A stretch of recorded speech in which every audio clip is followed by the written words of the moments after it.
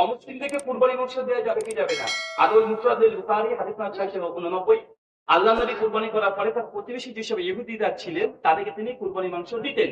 অতএব কুরবানি মাংস অমুসলিম প্রতিবেশী তারা হকদার। কিন্তু আপনি এখন গরুজ ভাই করেছেন, হিন্দু আছে মাংস নিয়ে চলে যাবেন না বাবা।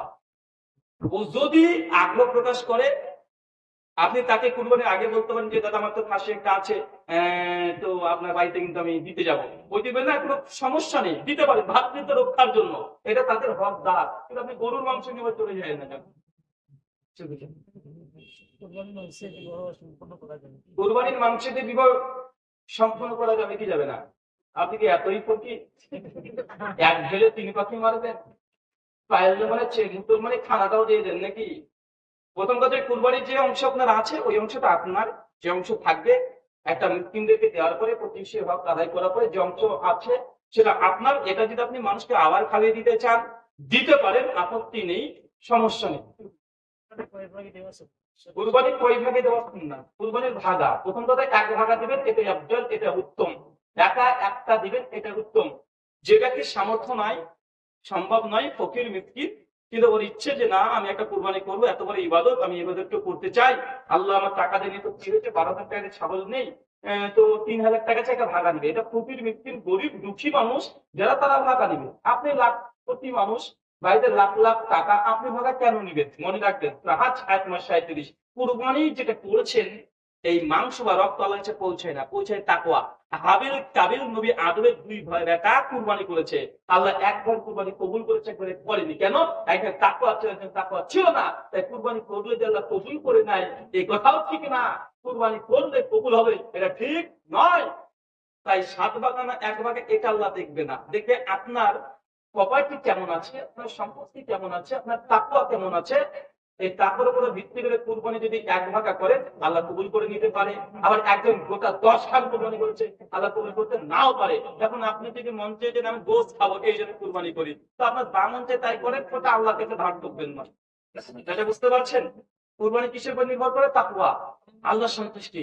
আর আপনি আবার আল্লাহর সন্তুষ্টি ভাগাতে যদি 200 গ্রাম যদি একের সঙ্গে আরেকজনের পার্থক্য হয়ে যায়, দেখে ভাগা পেয়েছেন 9 কেজি 600 করে, আর এক ধনের লাস্টটাতে 9 কেজি 400, ওটাই একটা বসতে বলে টেনে নিয়ে চলে আসছে। বেটা ওটা কুরবানি না, ওটা তুই বাড়িতে গিয়ে খা। এরকম আছে না ভাই? কথা বলে এগুলো ইবাদত নয়, এগুলো ইবাদত না ভাই, এই ইবাদত জাহান্নামে নিয়ে যাবে। ও করার চেয়ে কুরবানি না করাই ভালো, যদি এরকম যদি ছোট লিখি মন নিয়ে থাকেন।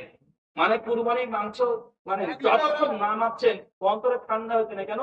কিনেছিলাম 9,000 টাকা দিয়ে, ভাগা নিয়েছি রে ভাই, 20 কেজি প্রস্তুতি না হয় তো লোহার লেগে যাবে। আরে বেটাটা কুরবানি, কুরবানি মানে কি রে ভাই? ও অপেক্ষায় আছে কখন দায়িত্ব তুলে দেখবো যে আমার লস হচ্ছে কি হচ্ছে না। এগুলো কুরবানি?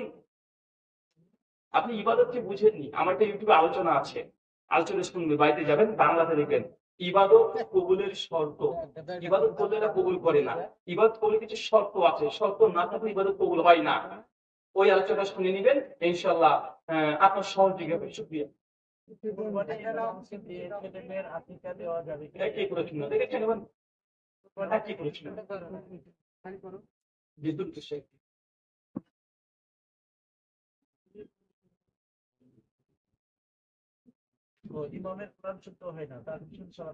ইমাম সাহেব কোরআন যদি শুদ্ধ না হয়, তার যে যখনই জলি হয়, তার পেছনে নামাজ হবে না জানা বোঝার পরে, যদি ওর চেয়ে ভালো কোনো ব্যক্তি থাকে।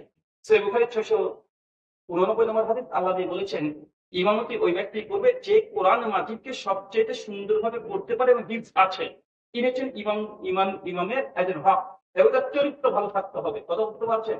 এখন হচ্ছে দুজনই কোরআনের হাফেজ, দুজনই কিরাত ভালো। তারপরে ওলামারা শর্ত দিয়েছে, এরপরে হাদিস সবচেয়ে যে বেশি ভালো জানেন বা বয়সে একটু ভারী যে আছে এরকম। তো এখানে ইমামতের হকদার এই ব্যক্তি যে কোরআন মাজিদকে সুন্দরভাবে হিফজ করেছে এবং কিরাত করতে পারে। আর দেখা যাচ্ছে যে না, এলাকাতে এমন একটা মসজিদে চলে গেছেন যেখানে কোনো ব্যক্তি ভালো কিরাত কেউই করতে পারে না, একজন যে অশুদ্ধ ভাবে করে, তো মোটামুটি এগুলো লহনের দলই হয় না, তার শেষ নাচ করতে পারবেন। শুকরিয়া।